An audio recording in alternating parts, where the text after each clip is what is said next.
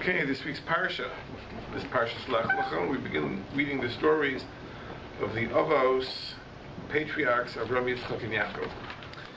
And in this parsha, God commands Avram to leave his land, his birthplace, and the house of his father, travel to Eretz Yisrael, and Hashem makes promises. He says, I will make you into a great nation. I will bless you. I will make your name, your reputation great. And Rashi tells us because travel tends to have three consequences. First of all, it reduces a person's fruitfulness. There's people that stay in one place tend to have more children than people that live a nomadic life. And secondly, one's wealth is reduced. Again, nomads are not generally very wealthy people. You can't schlep it around with you, your wealth. And also reduces a person's reputation. A person lives in one place for a long time, people get to know him, becomes famous. The person travels from here to there. Remember, this is before modern communications. So generally, he doesn't establish a reputation for himself. So God told Abraham that despite the fact I'm having you travel from Haran to the other end of the earth, there you'll become a great nation. There you'll have children. Here you won't have children. I'll bless you with wealth. I'll make you a great reputation. Then you'll be a source of blessing. The simple interpretation of Vehei Bracha means you'll be a source of blessing for mankind. To share with you the Sfarnos is a very interesting thing. It means you'll be a source of blessing for God. Because God has satisfaction when the beings He creates achieve their purpose. Yismach Hashem b'ma'asav. God rejoices in His works. Because when people do what they're meant to do, when things achieve their purpose, that is a source of satisfaction for God. So Vehei Bracha, that if Abraham does all these things, he'll be a source of blessing for God. An amazing interpretation. But there are, in any case, 4 clauses to the blessing. Number 1, I'll make you a great nation. Number 2, I'll bless you. Number 3, I'll make your name great. And number 4, Vehei Bracha. So Rashi quotes later on a medrash that says this alludes to the fact that in our prayers, in the Shemona Esrei, in the prayer which the Chazal ordained, we invoke the names of the patriarchs. Now, the first blessing of the Shemona Esrei, which we say whenever we pray, we refer to God as Elokei Avram, Elokei Yitzchak, Elokei Yaakov. And Hashem is the God of Avram, the God of Yitzchak, the God of Yaakov. The reason we do that is to invoke the merit of the Avos. There's a concept of schus Avos, that sometimes God bestows kindness upon us in the merit of our forebears, and therefore at the beginning of the prayer we want to make mention of the Avos. So how do we get the Avos in? It's not easy sometimes to fit the Avos into a prayer. So we fit the Avos in by referring to God as the God of Avram, the God of Yitzchak, and the God of Yaakov. So the first 3 of the 4 clauses correspond to these 3 phrases. Ve'escha l'goy gadol, this is the basis for Elokei Avram. Va'avarechacha, this is the basis for Elokei Yitzchak. V'agad lo shemecha, this is the basis for Elokei Yaakov. So continues the Medrash, perhaps in the conclusion of the blessing, we should mention all 3. Because at the conclusion of the blessing, we say just Avraham, Mogain Avraham. Perhaps we should say all 3. Mogain Avraham, Yitzchak, Yaakov. God is the shield of Avraham, Yitzchak, and Yaakov. Or perhaps we should say something that includes all 3. Mogain Avos, He's the shield of the patriarchs. So Yachol Yiyu Chaismin Bekulan. Perhaps we should conclude the blessing with a mention of all the patriarchs. That's why it says, Vehei Bracha, you will be a source of blessing, you, Avraham specifically, B'cha Chaismin, that the conclusion of the blessing will only make reference to Avraham.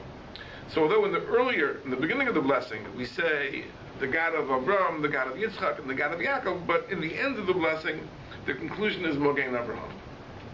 We mention only Avraham. So the question is, why is that? We have three great patriarchs. Why is it in the conclusion of the blessing we make mention of only Avraham? So one would be tempted to say that in some sense perhaps Avraham is the greatest. Because Avraham lays the foundation. Everything that follows is built on the foundation that Avraham laid. Therefore, in that sense, Avraham is the greatest. But when we try to rank the others, we come into a problem, a difficulty, because there are contradictions in this point. There's a very famous medrash, which is quoted in many, many svarim, which quotes a verse in Yeshaya. And the verse in Yeshaya goes like this: "Kol Amar Hashem, so says the Lord, El Beis Yaakov, to the house of Yaakov, Asher Pada es Avram." Yaakov being the one who redeemed Avram. Very odd verse. But in some way, Yaakov redeemed Avram. So the Medrash says that when Avram was facing his first brush with death, this is a story which, by the way, is not written in the Chumash, but everyone knows it from Midrashim, that Avram was arrested and convicted of spreading very subversive ideas, the idea that the idols were false gods, and he was going to be burnt to death by Nimrod. He was actually thrown into the furnace. He was miraculously saved. So the Medrash says that Avram was only saved in the merit of Yaakov. That's Yaakov asher pada es Avram. Yaakov who redeemed Avram. Meaning Avram did not have the merit himself to be saved, but HaKadosh Baruch Hu looked ahead and saw that from Avram would emerge Yaakov, and therefore Hashem said, okay, if from Avram there's going to come a Yaakov, that justifies saving Avram. So it's Yaakov asher pada es Avram, Yaakov who saved Avram. And the Zohar HaKadosh calls Yaakov Shlimu Da'afon. He is the perfection, he is the completion of the office. So we get the impression that Yaakov is the greatest. Very strange. So if Yaakov really is the greatest, because Yaakov is the culmination, so why do we end the blessing specifically with the mention of Avram, Mogen Avram, B'chol Chaisman, we conclude with you, which gives us the impression that Avram was the greatest. Now again, obviously when we try to rank them, we're walking on quicksand. And this is a very, very dangerous territory. But what really is the idea? So instead of focusing on Avraham, Yitzchak, and Yaakov as individuals, let's focus on the of us as a group and try to understand exactly what they created, what they produced. And in what sense do we say that Avram is the greatest? In what sense do we say Yaakov is the greatest? And why do we conclude the blessing of the Shemona Esrei with the reference to Avram? We've talked about these ideas many, many times, but they're always worth reviewing.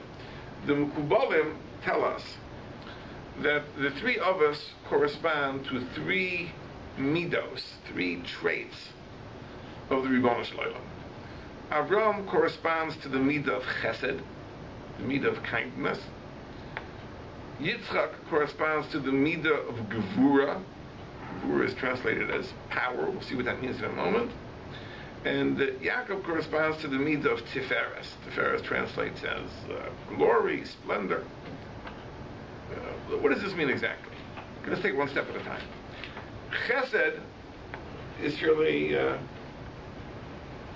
self-explanatory. Chesed is kindness. Chesed is giving. Chesed is sharing. Chesed is benevolence. Chesed is expansive. There's no restraint. It's just bountiful giving. And we believe that the primary motivation of God to create the world was the midah of chesed. The verse says, Olam chesed yibona. The world is built on a foundation of chesed. Now, by the way, that is the Kabbalistic interpretation. The simple meaning of the verse, Olam Chesed Yibana, means that it's the kindnesses we do for one another that keep the world going. That's the simple meaning, and there's a lot of truth to that.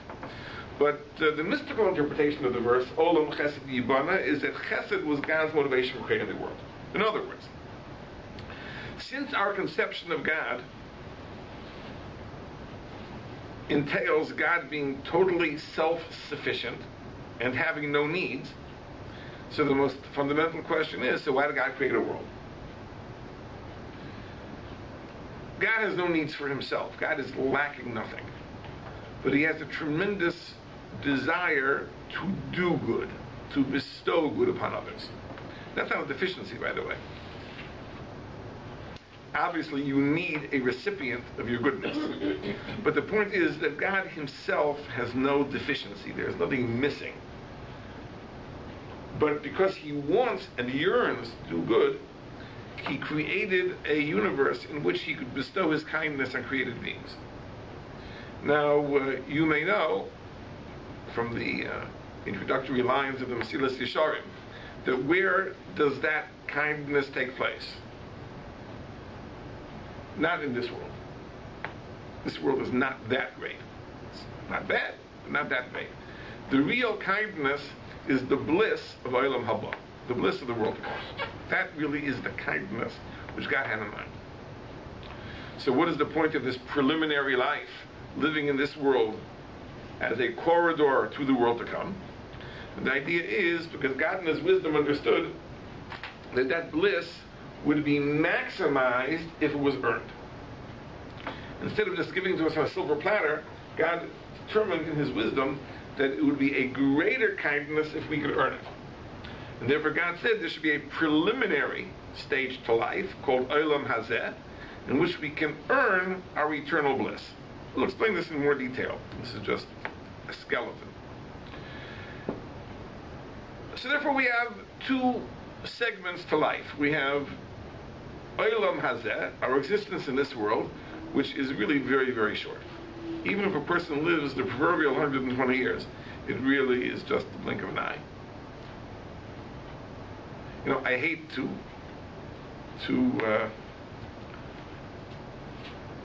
be flippant about this, but someone came and told me a joke and said, what do you tell a person on his 120th birthday? You know, Jews have this custom that when you wish a person long life, you say, Adnei Adnei Rishon, you should live till 120. But what do you say to a person on his 120th birthday? You say, have a nice day. That's about it. But the point is that you know, looking from a young age at the prospect of living 120 years, it seems like a very, very, very long time. But if you're at the other end, looking back, it really seems like a blink of an eye. And in any case, in comparison to the eternity of the world to come, it certainly is a blink of an eye. We've talked about this many times. The mashal, the illustration that Rav Dessler gives to illustrate the duration of eternity is imagine a mountain made of sand. Imagine a mountain made of sand. And every 1,000 years, a bird descends upon the mountain and removes 1 grain of sand. 1,000 years later, the bird comes back and removes another grain of sand. 1,000 years later, the bird comes back and removes a 3rd grain of sand. When the entire mountain will have disappeared, eternity will not have yet begun. Eternity is a long, long time. So the truth is that this world, our stay in this world, even if we live the proverbial 120 years, is really a blink of an eye in relation to the eternal bliss of the world to come. That really is the tachlis. That is the objective. And what is the nature of that bliss? Again, hard for us to understand. The Chazal tell us this is Tzadikim Yoshvim, the righteous dwell there effortlessly, Atroseim, Bereshis, wearing their crowns on their heads, and they derive pleasure from the radiance of the divine presence. Now, again, for us it's hard to understand. But the Rambam writes, in introduction to the Parakeh, like the Rambam writes, that there are many experiences that are very pleasurable that are beyond the comprehension of some. For example, try to explain to a person who is born blind the concept of color. or try to explain to a person who was born deaf the concept of music. Now here the truth is there are ways to explain it, because even people that can't hear with their ears, there is a certain conductivity of sound waves to the bones of their skull. So there are ways, even for people who were born deaf, to have a sense of rhythm and music. But in any case, these are pleasurable experiences which are beyond the comprehension of some to understand. So the Rambam writes as well, the bliss of Olam Haba is beyond our comprehension. There's certain experiences we can't understand. But, he says, I'm going to share with you, really learn to do this year, but it's just interesting. He says that don't be fooled into thinking that the only real pleasures are physical pleasures. Because we know in our own experience that emotional pleasures are greater than physical pleasures.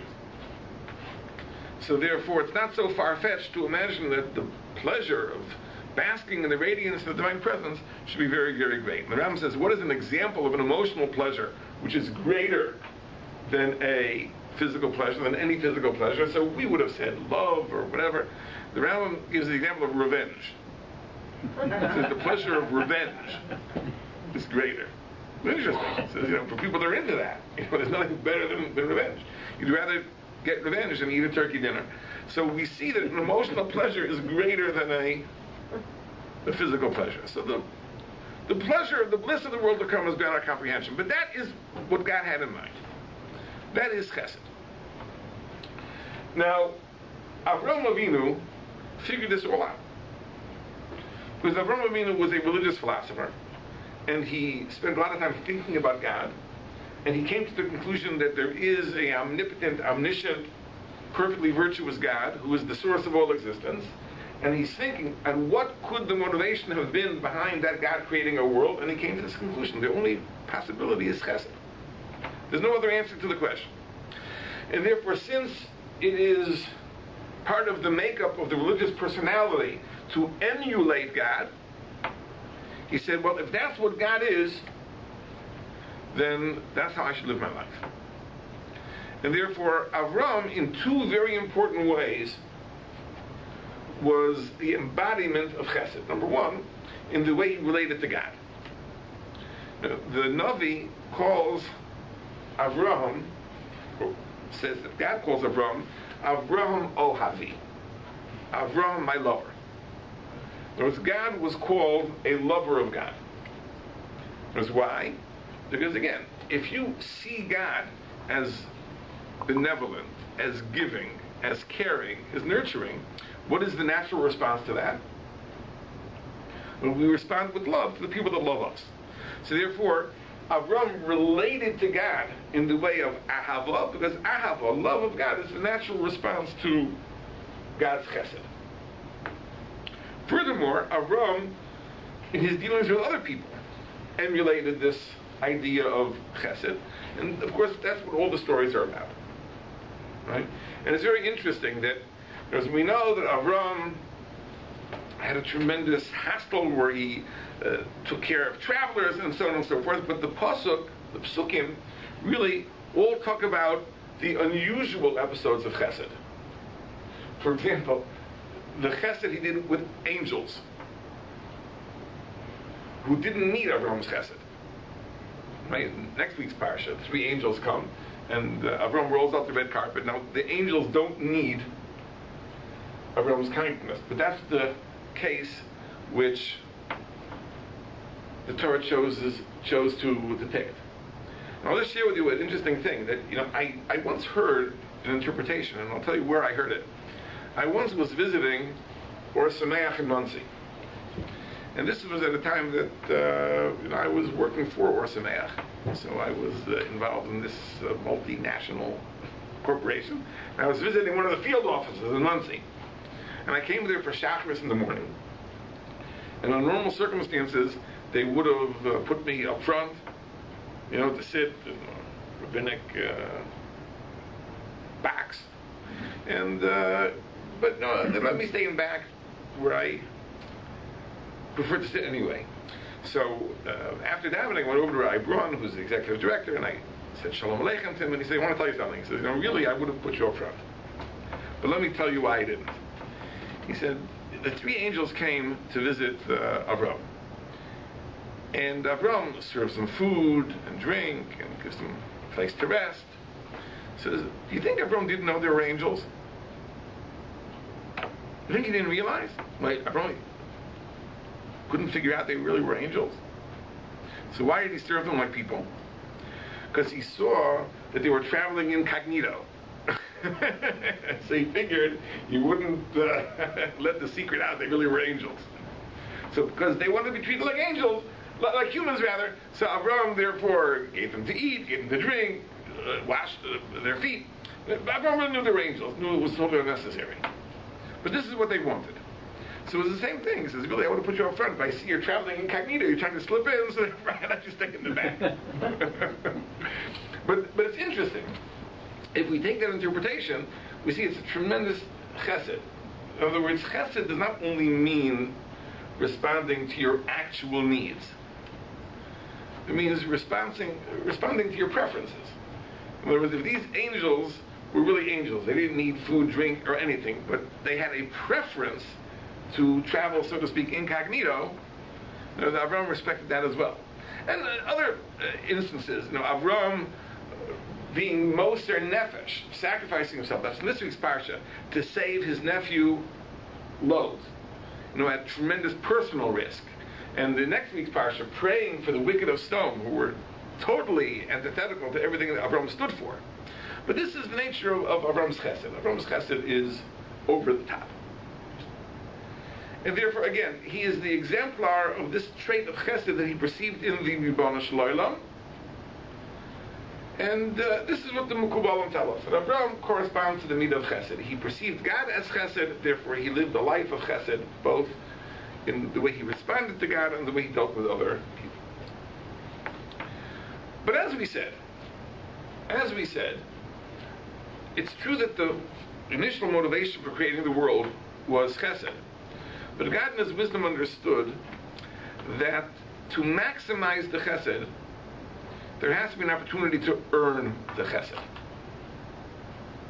And that's why we have Olam Hazeh. Olam Hazeh is the place where we earn our eternal bliss. But one of the unfortunate aspects of this that we can't avoid is that if you can earn it, you can just as well lose it. There are no two ways about it. Because once it is not given to you on a silver platter, once God in His wisdom determines that you have to earn it, the possibility exists that you will fail to earn it, and then you would have been better off in the alternative system where your bliss is given to you on a silver platter. Undoubtedly, if God chose to create this system of just desserts, it must be that God made a cost-benefit analysis and determined that all things considered, this is still to the betterment of mankind than the alternative. Now, to us, by the way, it's inexplicable, because we have no way of understanding where that should be.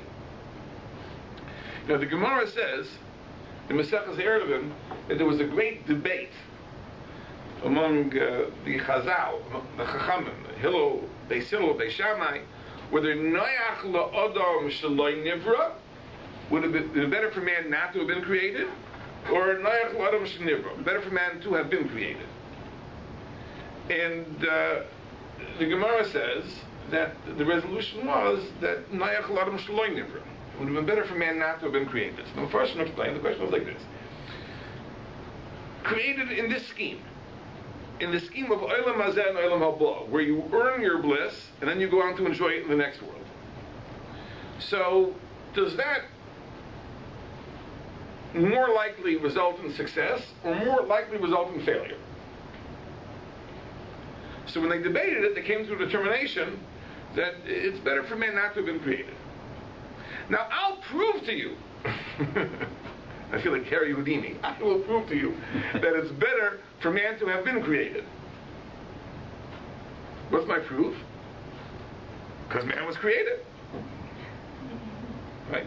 If it really would have been better for man not to have been created, then man would not have been created. So, if man was created, and he was created as a function of God's chesed, it must be that it really is better to have been created. So what does the Gemara mean that the resolution was it's better not to have been created? It means that the sense in which it's better to have been created to human beings is inexplicable. It says it makes no sense to us. When we think about it, we think about our obligations, our success in living up to our obligations, our failures in living up to our obligations. We think of God's judgments. To us, the whole scheme makes no sense. This is a scheme where the overwhelming likelihood is total failure and not earning our share in the world to come. And therefore, from our understanding, from our vantage point, it seems that it would make a lot more sense not to have been created. But that's from the human perspective. God apparently sees things differently. Maybe he's a lot more merciful than we imagine. And therefore, God determined it's better to have been created. So he created a system in which we have to earn our just deserts. But again, that means all things considered it's better, but there will be some people who fail. Now, what is the nature of this system? We'll call it din. Din is judgment, justice. It means that God is going to withhold his kindness from the undeserving. Whereas chesed does not discriminate, it's expansive. God showers everybody with his kindness, his love, and his bounty. But din already introduces a new concept of restraint, God holding himself back. He holds back his kindness from the undeserving. You have to deserve it. If you don't deserve it, you're not going to get it. That's din. Another word for din is gevura. Gevura means strength. But what type of strength? Chazal say, Ezehu Gibor, who is a person who is truly strong, Hakol Ve'eshes Yitzru, a person who withholds, or he restrains his desire. That's what Gevura is, it's restraint. Din is restraint. Din does not mean God throws the book at you. It doesn't fly off the handle. It doesn't shower you with pain and suffering. Gevura, din, is restraint. God holds back his bounty from the undeserving. And our understanding, the understanding of the Mekubalim is that is really merely a means of maximizing the chesed. God maximizes the chesed by withholding it from the undeserving. By withholding it from the undeserving means that when we do get God's chesed, it will be because we earned it, which means it's greater than merely having it delivered to us on a silver platter.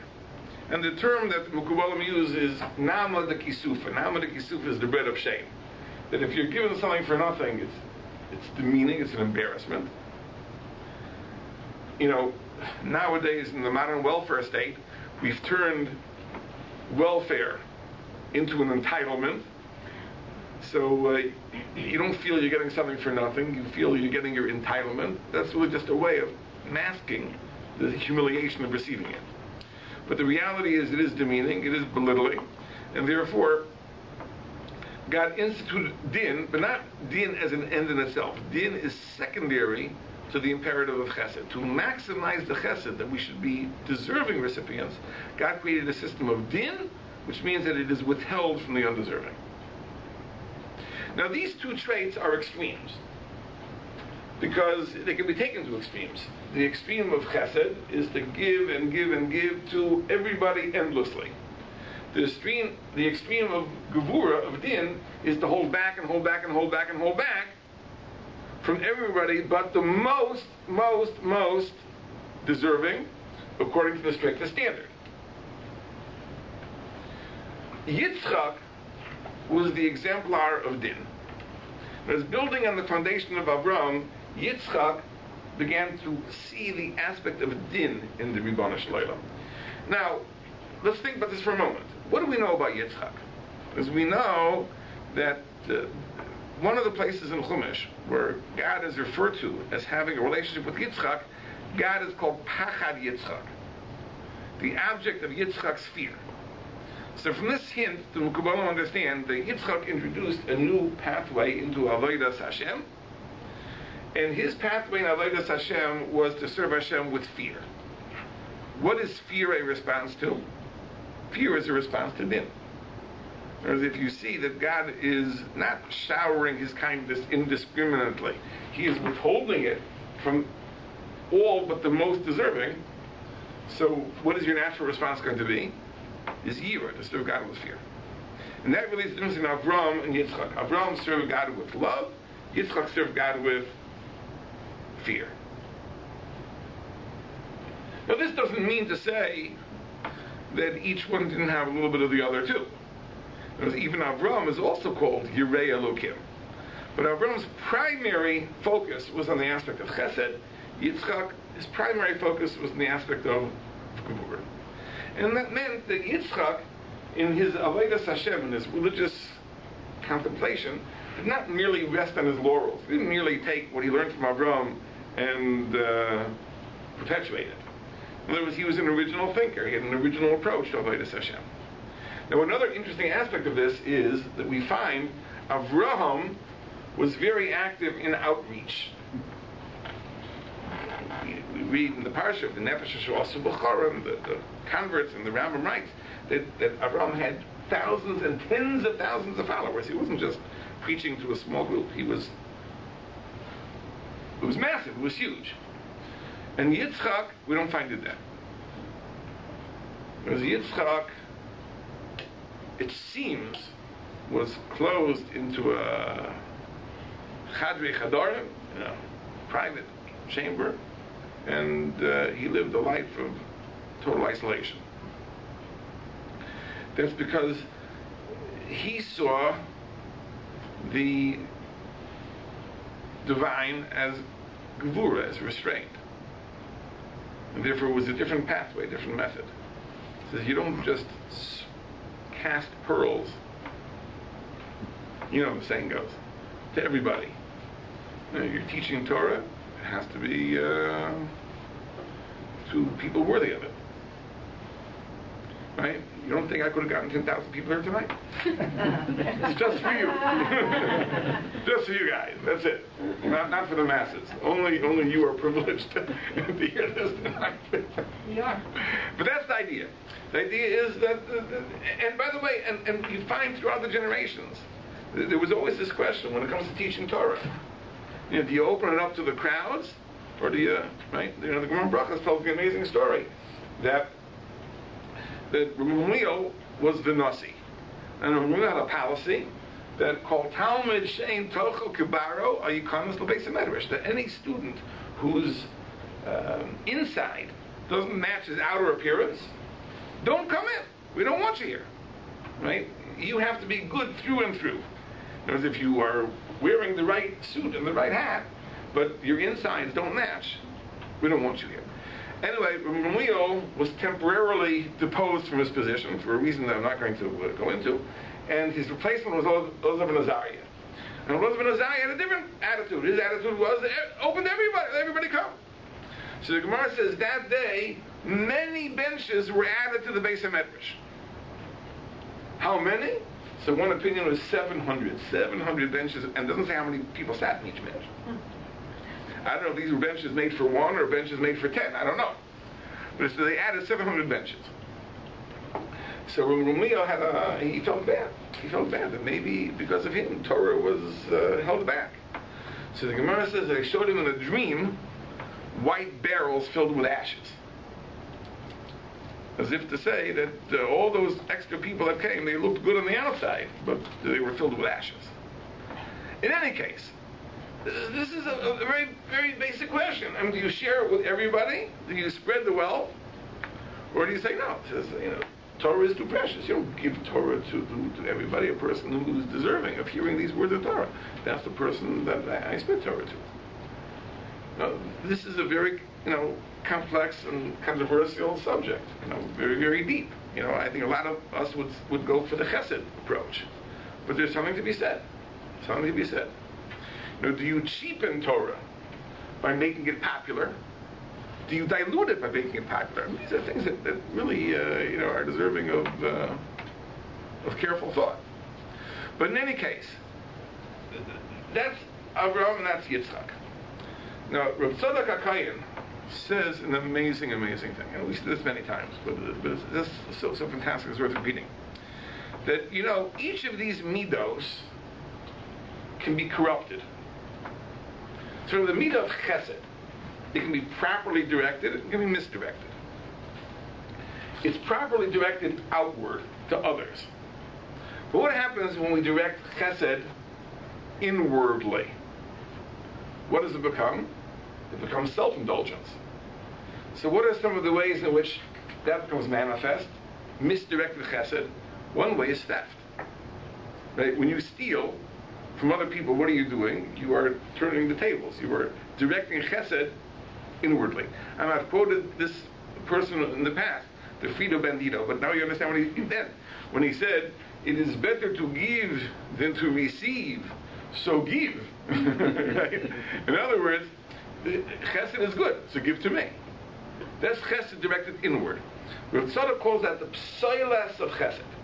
It's the waste product of chesed. Chesed which is misdirected. Instead of being directed outward, it's directed inward. Gevura, which is restraint, is properly directed inward, self-restraint. Right? When I direct it outward towards others, what does it become? It becomes manipulative, controlling. Right? What's the most extreme form of control? You want to really control a person. How do you control the person fully? You kill the person. Right? That's retzicha, that's murder. Now we know an amazing thing, that Avram and Yitzchak each had a child that turned sour. As we know that Avram had a Yishmael, and Yitzchak had an Esav. What do we know? What was the flaw of Yishmael? What was the flaw of Esav? So we know from a famous Chazal. Chazal said that God, when he offered the Torah to the Jewish people, first went to the nations of the world. So it says he went to Yishmael and offered the sons of Yishmael the Torah. And they asked, well, what's written there? And God told them one mitzvah, and that was it for them. No interest. What was the mitzvah they objected to? Gezel, theft. The sons of Yishmael objected to theft. When he offered it to the sons of Esav, what was the objectionable law? Murder. Why? Because that's the fundamental flaw of Yishmael. The fundamental flaw of Yishmael is theft.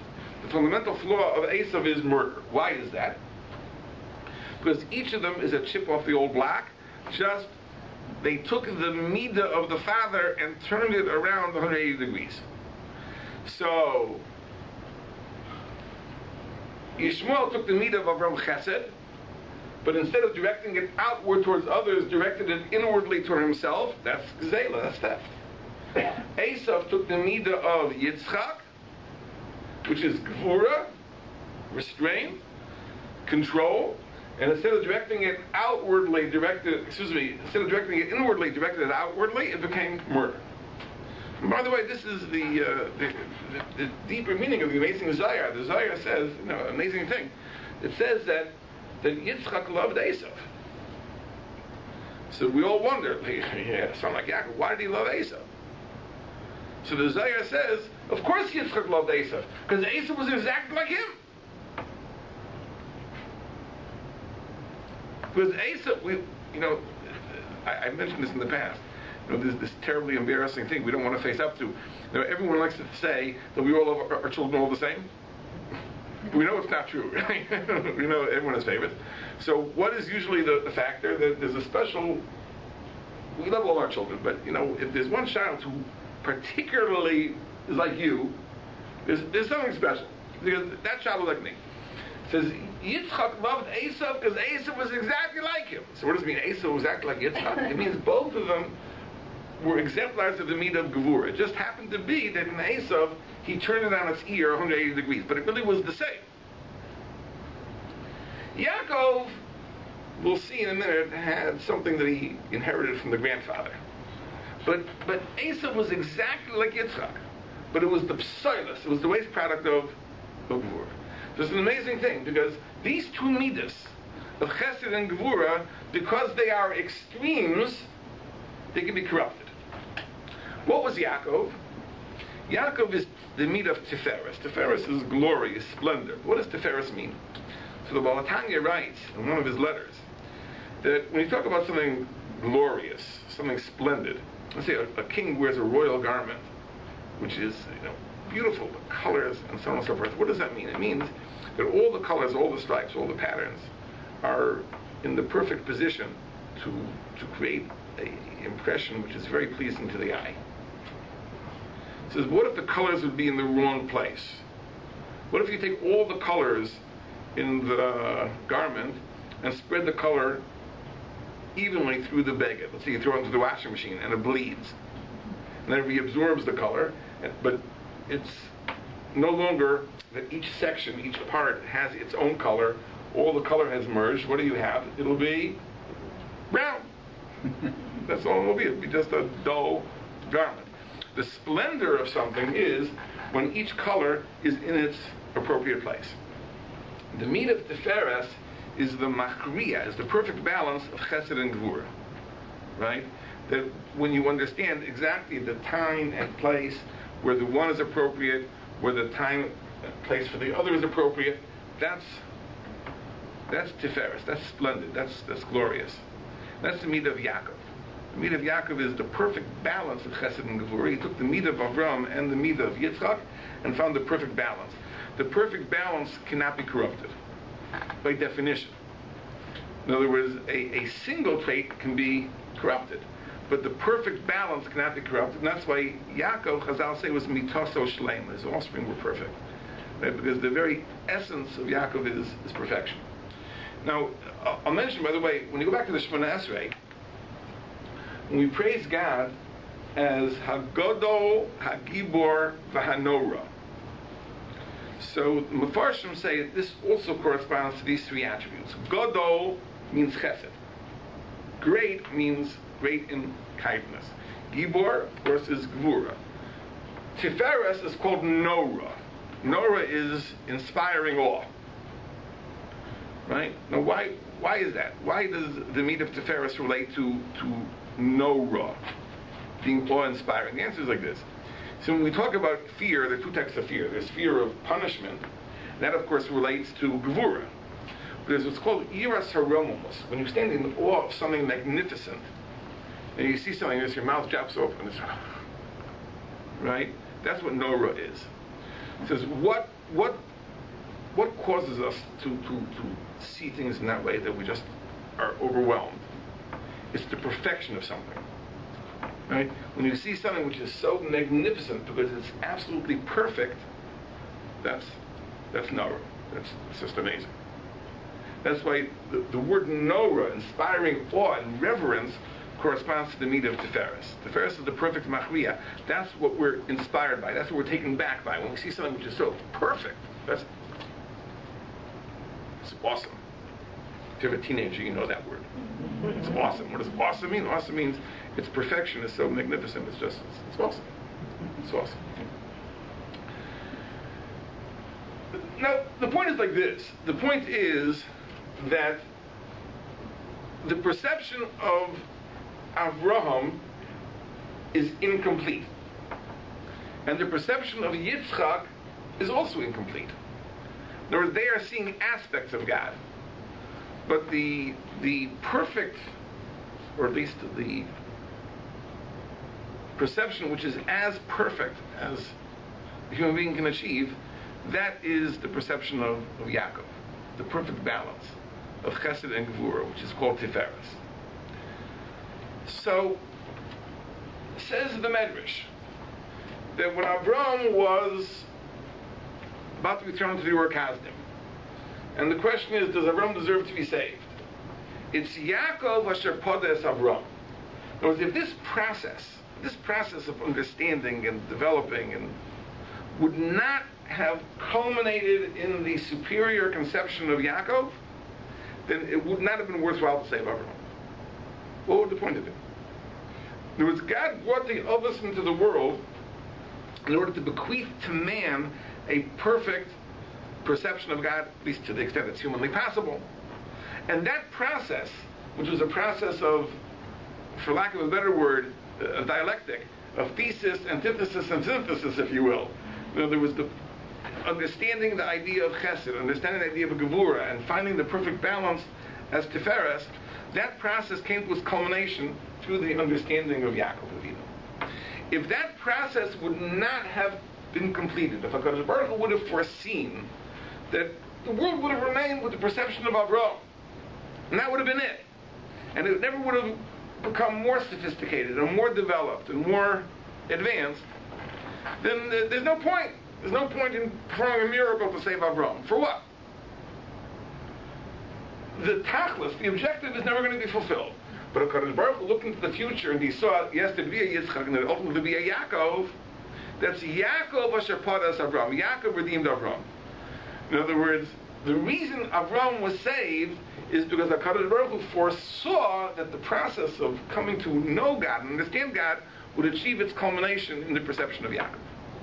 That's why Yaakov Asher Padas Avram. But it's important to understand that although it's true that Yaakov in that sense is the shlimu da'avan, he is the completion of the avos. It's Yaakov Asher Padas Avram, but the foundation of it all is chesed. Because as we said, Gevura, din, is really nothing more than a means of maximizing and implementing chesed. Right? In other words, God's fundamental desire, his fundamental motivation, is olam chesed yibana. That the world is built on a foundation of chesed. To maximize the chesed, HaKadosh Baruch Hu introduced the concept of din, to give us the opportunity to earn that eternal bliss. So in some sense, chesed is fundamental. So the perception of Avram is the most fundamental, because everything is only a corollary to the concept of chesed, but it achieves its perfection and full understanding in Yaakov Avinu. So Yaakov is the shlimu da'avan, he's the completion of the process. It's Yaakov Asher Padas Avram, but Avram's perception is the most basic and most fundamental. In the Shemona Esrei, it's especially important. So let me share with you an amazing thing that Ramchal writes in the Sefer Das Tfunas. Ramchal writes like this. As we know, there's a famous Gemara in Masechus Sanhedrin. That the Gemara says that there is a case, there is a deadline by which time Mashiach must come. There is an inevitability. So up until a certain point, it depends on our merit. If we deserve it, we deserve it. Don't deserve it, we won't deserve it. But there's a deadline. By that time, Mashiach will come whether we're deserving or not. So the question is, what sense does that make? What's the rationale behind that? What's the rationale behind an inevitable bestowal of God's kindness? I mean, if our whole scheme is correct, that God determined that we have to have a system of din in order to maximize the chesed, that it should not be the bread of shame, it shouldn't be namad kisufa, what is the idea of an inevitable promise? So the Ramchal says an amazing thing. He says that since God's desire is for chesed, it has to be fulfilled in any case. So therefore God says there'll be a certain amount of time when you'll have the opportunity to earn it. But if I see by the end of that time that you didn't earn it, then I will give it to you even if you don't deserve it. Because God's desire for chesed has to be fulfilled in any case. This is an amazing, amazing, amazing thing. In other words, it's true. God said, to maximize the chesed, I will give you the opportunity to earn it. But beyond the point, if I see that you haven't earned it, I will give it to you anyway. Why? Because that is God's fundamental desire, bestow chesed. And therefore that has to be fulfilled in any case. And that's why there is an inevitability to the redemption. It's an amazing thing. So think about it for a second, it's fantastic. It's just a fantastic thing. That, in other words, God's fundamental desire is chesed. To implement the chesed, he said, to maximize the chesed, there has to be a system of earning it. But it's not a closed door. You have a time. You have whatever number of years to earn it. But if by that time you don't earn it, God says, I'm going to give it to you anyway. Why? Because God's desire for chesed cannot be overruled. That means that there is a point at which the midah of Avram takes over. There is pure chesed, which is undiluted with the imperative of gvura and tiferes, it's pure chesed that takes over. What does it say in the Shemona Esrei? Listen what it says in the Shemona Esrei. We say, HaKadosh Baruch Hu is Gomel Chasadim Tovim. God bestows kindnesses,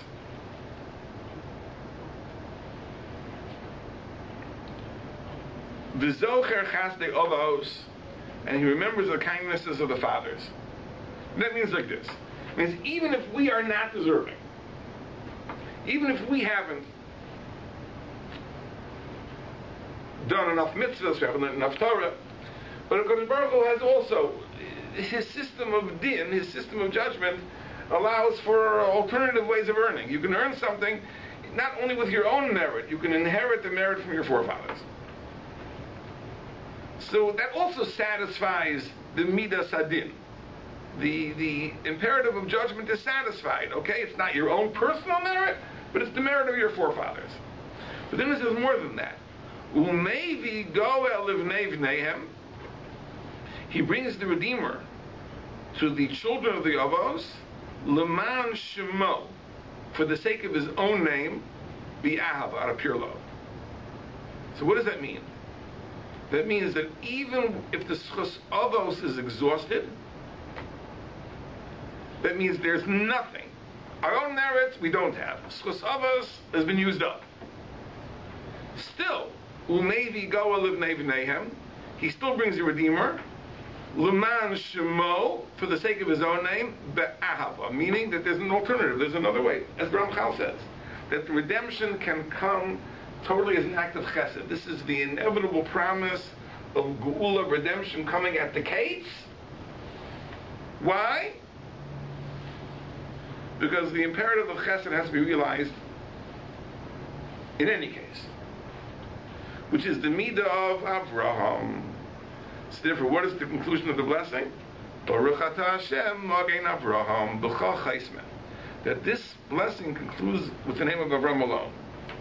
Because it's true that the Geula can come through Schus Avos. It can come through our own deeds, and our own deeds are obviously built on the foundation that was laid by all the Avos together.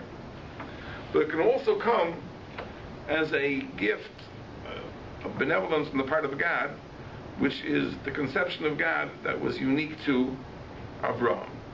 So therefore Chazal concluded this blessing with Avraham's name alone, Magen Avraham. And the point I want to make basically is like this, that in terms of our full perception of God, right, the way he runs the world, Olam Hazah, Olam Haba, Chesed, Din, etc., obviously the complete picture is only supplied by Yaakov Avinu.